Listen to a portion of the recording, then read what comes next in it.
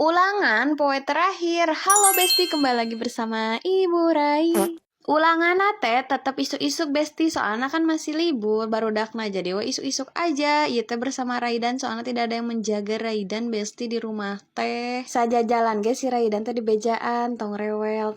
Soalnya kan kerek cagernya sok sieun pisan, itu mengganggu aku ya Allah ya Rahmanir-Rahim. Pokoknya macing lancar, alhamdulillah Besti lancar. Si Raidan teh kala kasare di madrasah teh. Terus ke tepi rumah teh ternyata dilanjut deh tidurna meureun tunduk keneh Besti, jadi abi teh bisa barang gawe tingali ngajahitan popoyan, sasapu, ngepel, pokoknya mah alhamdulillah pisan. Dan kalian tahu ternyata bener-bener tibra ya Allah, ting bangun teh da rada siang, pokoknya mah itu geus bareres nanaon ge can bangun kene. Ya sudah lah teh nanaon meureun emang tunduh pisan si Raidan teh. Bingung sebenarnya mah si Raidan teh saya makan Besti atau tulungan Besti, gimana ini teh biar gak GTM. Ternyata si Raidan harana teh siga nama tinu huntuna Besti, soalna karek tumbuh tapi lumayan loba tarumbuh nate. Es batu mah resep pisan da meureunaan atelnya gusina. Teka rasa Besti sakitu heula ieu teh ditutup dengan risol malam-malam. Sekian, bye bye.